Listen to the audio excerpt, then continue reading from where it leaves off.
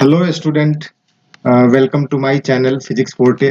आज pathfinder solution series में modern physics का चेक योर अंडरस्टैंडिंग का फर्स्ट क्वेश्चन में लेके आया हूं, जो रेडिएशन प्रेशर पे बेस्ड है। रेडिएशन फोर्स रेडिएशन प्रेशर पे बेस्ड है और ये क्वेश्चन काफ़ी अच्छा है कॉन्सेप्चुअल अंडरस्टैंडिंग के लिए और एप्लीकेशन के पॉइंट ऑफ व्यू से भी। सो इस क्वेश्चन को डिटेल में डिस्कस करेंगे, उसके सोल्यूशन को और फर्दर एप्लीकेशन को, राइट। सो आप एक बार प्रॉब्लम स्टेटमेंट सब लोग रीड करें एंड थोड़ा सा सोच ले, फिर हम सोल्यूशन डिस्कस करना शुरू करेंगे। एंड सोल्यूशन डिस्कस करने से पहले क्या कॉन्सेप्ट रिक्वायर्ड है बिफोर हैंड, ये भी डिस्कस करेंगे, राइट। सो प्रॉब्लम स्टेटमेंट आपके स्क्रीन पे है। An isotropic point source S of power P located at a distance d from a specially designed non-absorbing, non-dispersing and non-reflecting lens, right? This lens converges all the radiant energy coming from the source into a beam parallel to its optical axis, right? Find the magnitude of the force of radiation pressure on the lens. This is the situation shown in the diagram.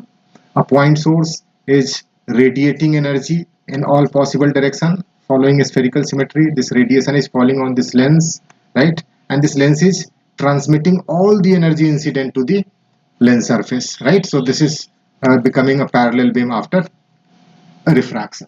So this is the situation. Why force is acting? Because incident beam has photons and photons has momentum, and momentum of photon is changing, therefore force will act on the lens. This is the question. Now before start solving this, we need few concepts, few basic concepts which you might all be knowing this, right? So पहले concept की बात कर लेते हैं, right? देखो concept में क्या है। तो फर्स्ट कॉन्सेप्ट जो हमें चाहिए होगा वो है parallel incident beam. First concept, this first concept, parallel incident beam is coming to a plane surface of area A. Incident beam का इंटेंसिटी आई है, तो हम सब ने पढ़ा हुआ है कि ये सरफेस पे इंसिडेंट फोटोन्स फोर्स लगाएगा I A by C, right. If it is absorbed और if it is being absorbed perfectly, means अगर ये सरफेस परफेक्टली एब्जॉर्बिंग है तो फोर्स जो लग रहा होगा वो होगा power incident to the surface divided by speed of light c, I A by C, right. सबको पता है ये। सेकेंड कॉन्सेप्ट जो हमें चाहिए होगा वो है कि एक पॉइंट सोर्स से लाइट निकला, right, spherical wave front, and इस स्फेरिकल वेव फ्रंट जो हमने दिखाया हुआ डायग्राम में, इसके कोरिस्पॉन्डिंग अगर हमें निकालना है किसी एक पॉइंट पे फोर्स कितना लग रहा होगा। लेट से एक सरफेस इसके पाथ में हमने रख दिया, ये एक सरफेस है, राइट, ये एक सरफेस है। अगर ये सरफेस पे फोर्स निकालना है तो कैसे निकालेंगे इस सरफेस पे फोर्स? तो एक एलिमेंटल एरिया हमने लिया D A, right.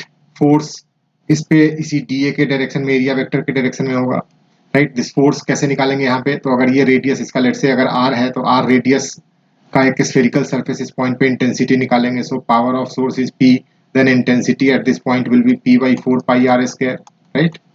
So power multiplied by this elemental area dA, right, is the force.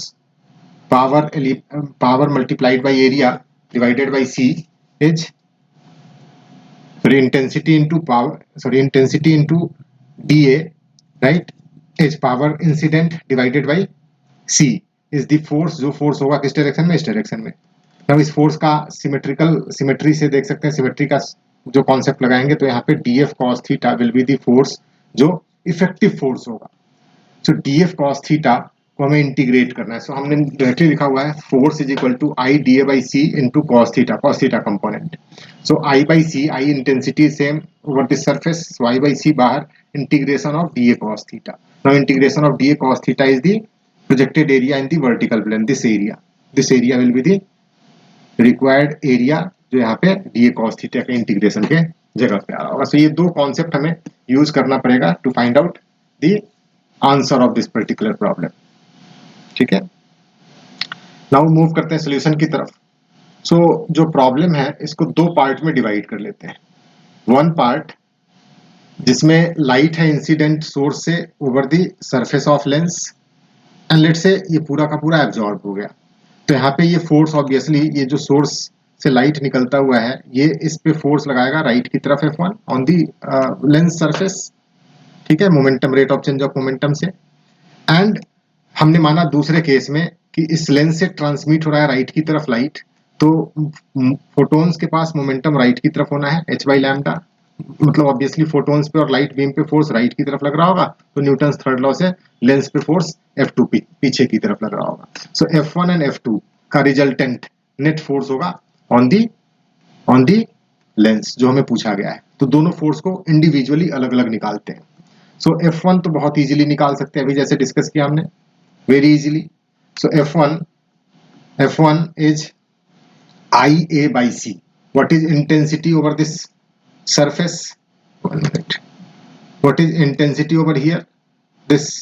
So this radius is R square plus D square root.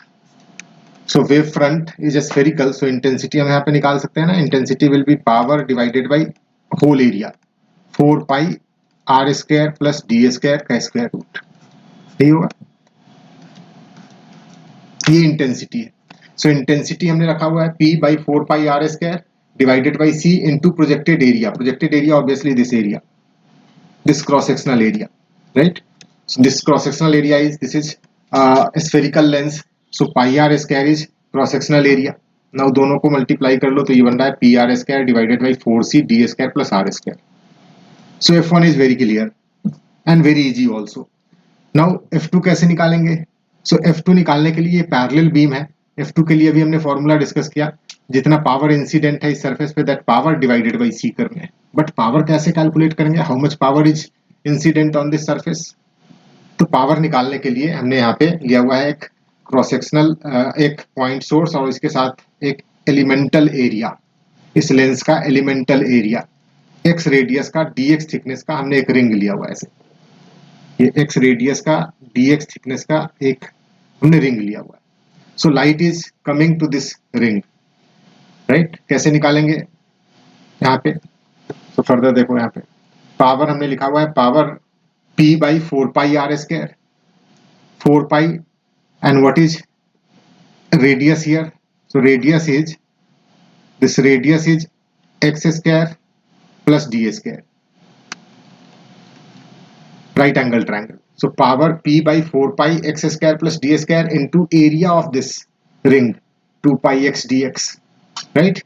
ये पावर इंसिडेंट के लिए, ठीक है, पावर इंसिडेंट के लिए हमें क्या करना होगा इसमें?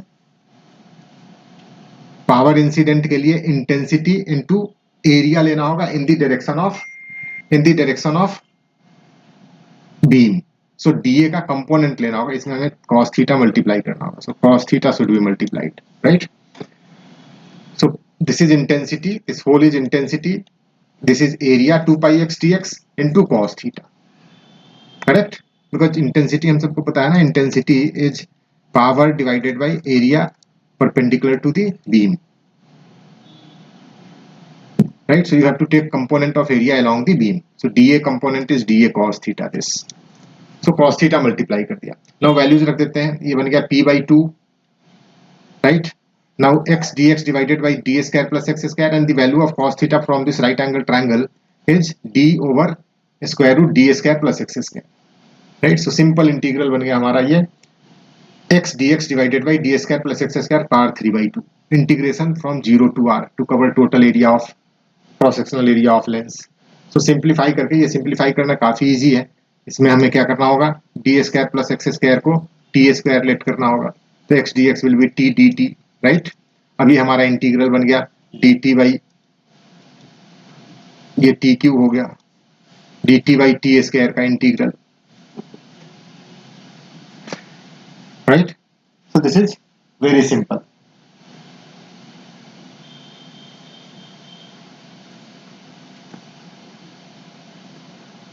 Clear? Now integration is very simple. So after integration हमारा ये निकल के आ रहा है, लिमिट रखने के बाद 0 से d तक। सो ये हो गया हमारा power incident to the surface. Now अब इसी में c से डिवाइड कर देंगे तो हमारा F2 निकल जाएगा, which is PD by 2C into 1 by D minus 1 by square root D square minus R square. So this is F2 force. Now अब F1 और F2 पता है तो net force we can calculate very easily. So net force here is F1 minus F2. Values रखने के बाद this is our answer of this question. Right? Means इस problem को दो प्रॉब्लम में ब्रेक करके सॉल्व करना इजियर है देन दी नॉर्मल और कन्वेंशनल मेथड जिसमें हम फोर्स निकालने के लिए dp by dt करते हैं और dp by dt निकाल F is equal to dp by dt करते हैं और dp by dt में let's say n number of photons are hitting in delta t time and delta p is change in momentum of each photon, then you have to calculate n by delta p and momentum change, so it will be little difficult than this method. So दो part में break करके solve करना is always better in such questions. Thank you.